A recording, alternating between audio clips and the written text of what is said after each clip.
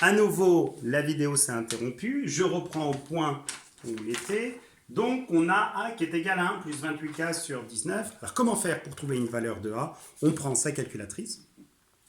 On va dans le menu tableau. Et dans le menu tableau, on va utiliser Y égale à 1 plus 28X sur 19 en faisant varier les valeurs de X de 0 jusqu'à 18. Donc, start X sera égal à 0, end X sera égal à 18 et step, qui est le pas, qui est égal à 1. Donc je vais le faire en même temps que vous. Je vais dans la calculatrice, dans le menu table, et dans Y1 ou dans Y2 ou dans ce que vous voulez, je vais écrire 1 plus 28x sur 19. Je vais dans 7 pour vérifier, start 0, end 18 et step 1. Je fais défiler mon tableau et qu'est-ce que je remarque? Que quand x égale 2, x c'est-à-dire k, donc quand k égale 2, j'obtiens y qui est égal à 3 et y c'est-à-dire a égale 3. Voilà, j'ai trouvé une valeur de a qui convenait, à savoir a égale 3. Bien sûr, ici, je l'avais vu de tête parce que 19 fois 3, ça fait précisément 57 et que 57, c'est 2 fois 28 plus 1. Mais j'ai voulu vous donner la démarche calculatoire à l'aide de la calculatrice pour le faire de manière générale. Donc on trouve A égale 3 et là, magique.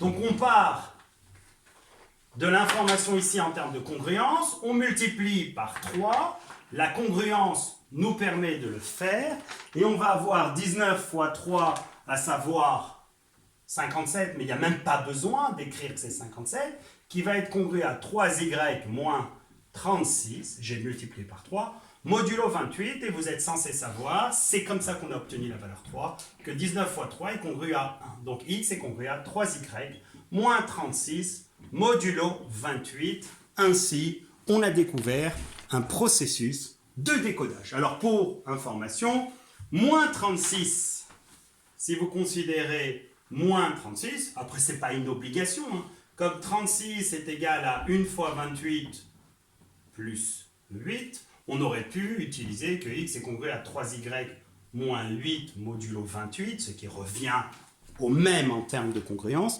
mais on aurait par la suite des calculs plus simples. Voilà comment décoder, et on va en profiter pour décoder le mot fin. Attention, non pas coder, mais décoder le mot fin.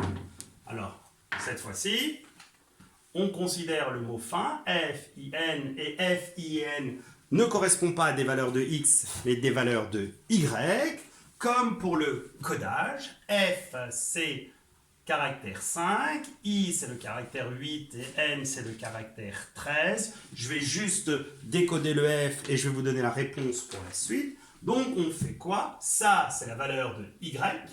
Donc, si jamais vous avez 5, vous utilisez ici le processus de décodage. On va déterminer x. On va faire 3 fois 5 moins 8. 3 fois 5, 15. 15 moins 8, 7. Donc, x étant le reste de la division euclidienne de 7 par 28, à savoir 7. Vous reprenez le tableau de correspondance et 7 est associé à la lettre H. D'accord? Je vous laisse un petit instant. Je vous mets la correction.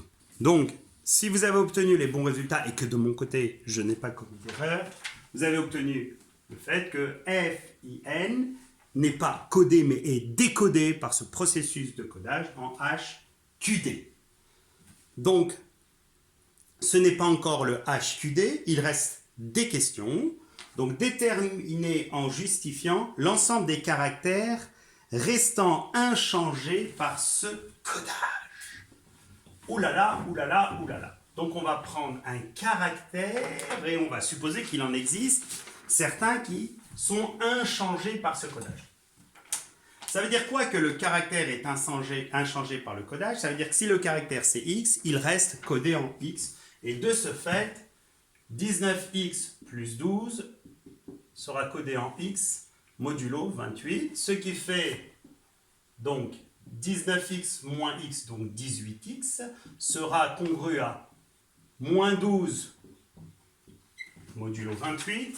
Et vous allez observer une chose, Si jamais on venait à retranscrire ça d'un point de vue de division euclidienne, ça veut dire que 18x, il s'écrirait sous la forme moins 12 plus 28k, où k est un entier relatif. Et on obtient alors, donc en divisant l'intégralité par le plus grand diviseur commun à 18, à 12 et à 28, qui est ici égal à 2, on obtiendrait 9x qui serait égal à moins 6 plus 14k. Alors vous allez me dire, oui d'accord, et après on en fait quoi de 9x moins 6 égale moins 6 plus 14k? Donc ça, on l'écrirait de la forme 14k moins 9x égale à 6.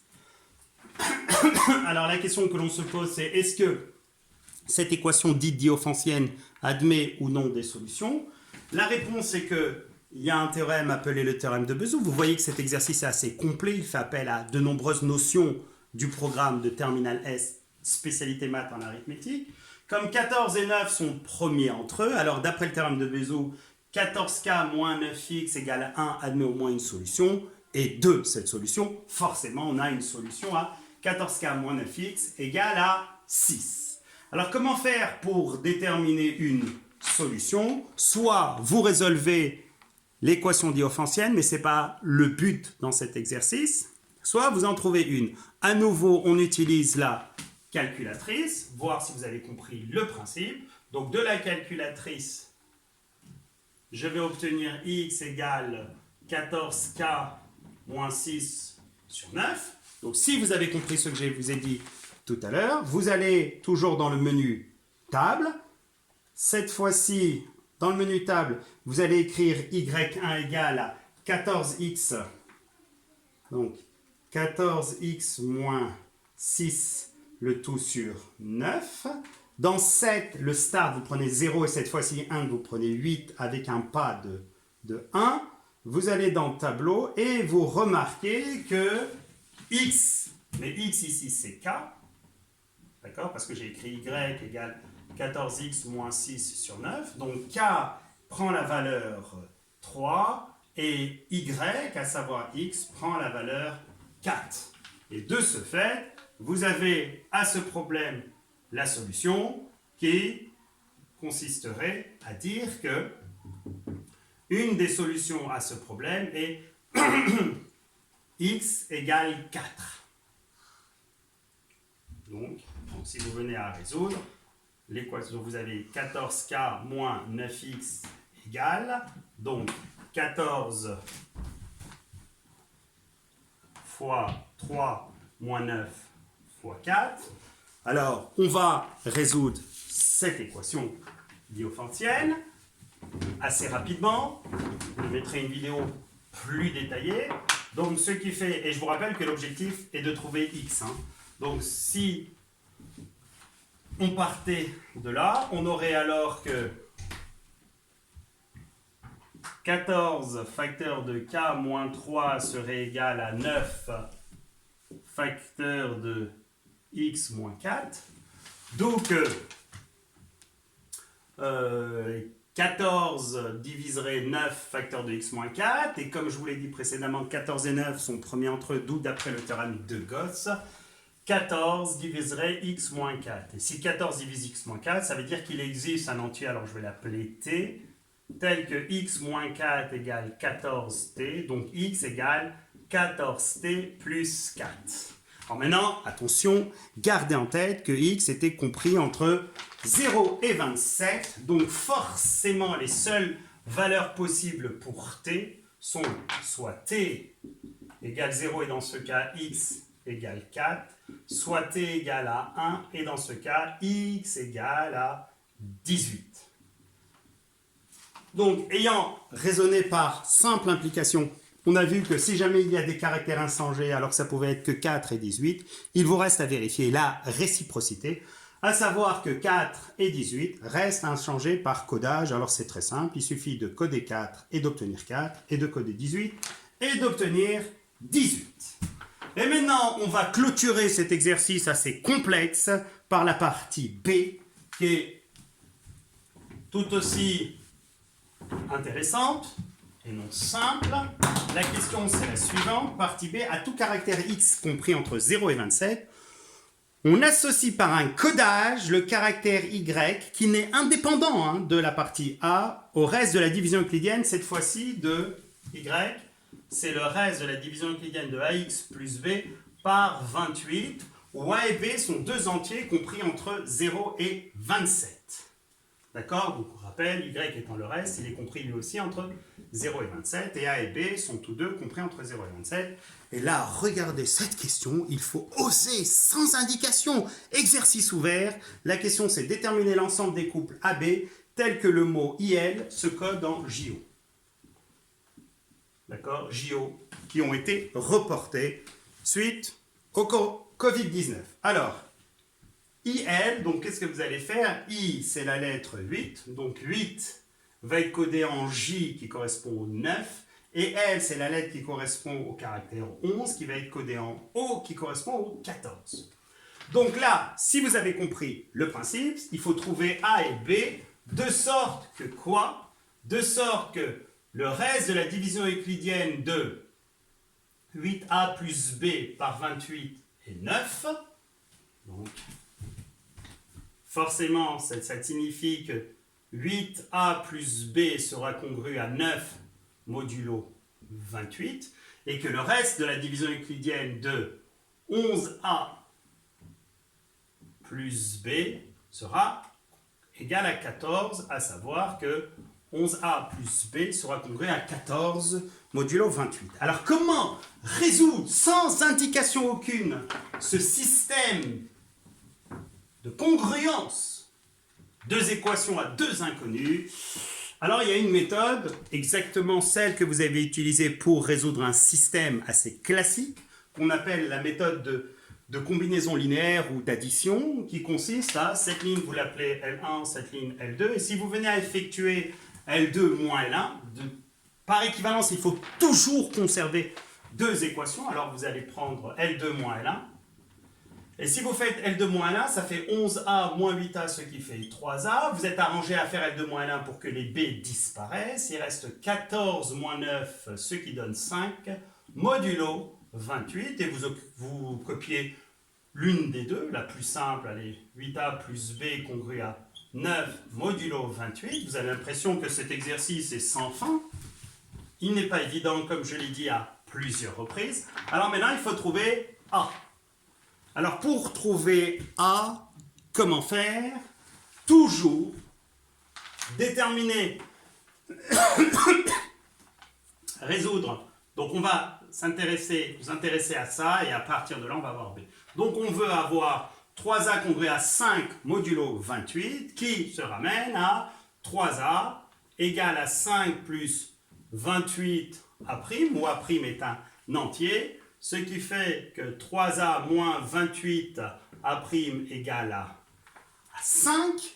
Alors, soit à nouveau, vous prenez votre calculatrice pour trouver une solution particulière à ce problème, soit vous essayez d'en trouver une de tête. Alors, une de tête, si je prends A' égale 1, je vais avoir moins 28. Alors, si je prends A égale 9, je vais avoir 27 moins 28. Alors, regardez, là, je fais une petite recette de cuisine. Si je fais 3 fois 9, ça fait 27. 27 moins 28 fois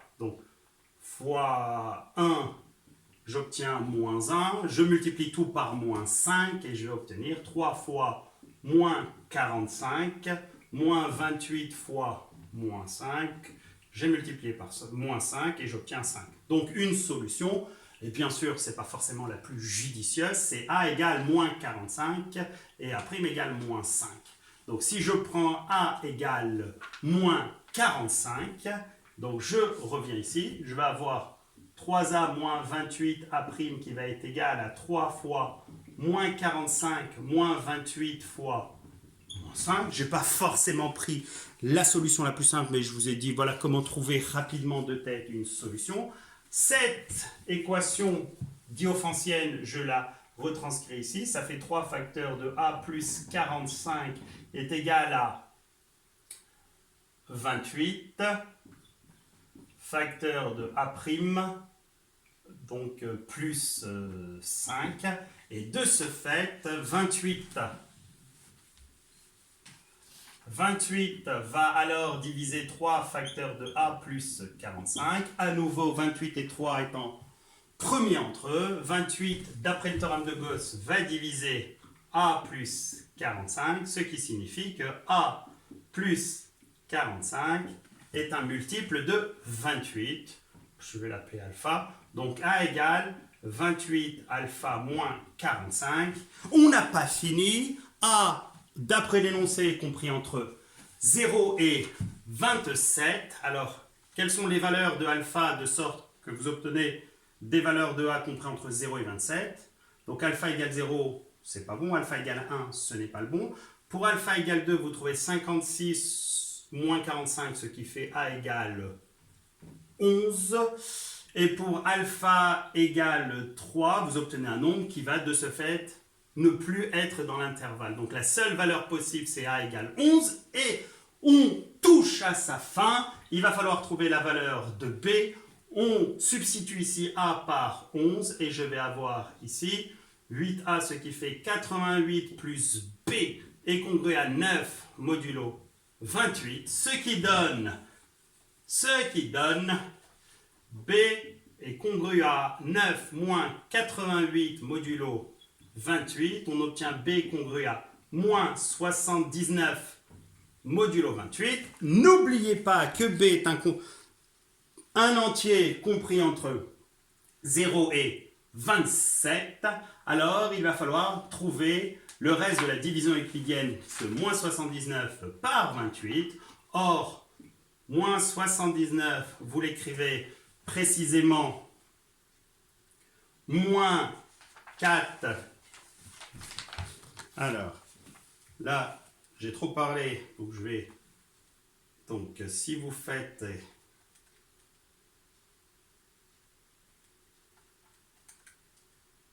Donc, si vous faites moins 3 fois 28, vous obtenez moins 84. Et à cela, on rajoute 5. Donc, B prend la valeur 5.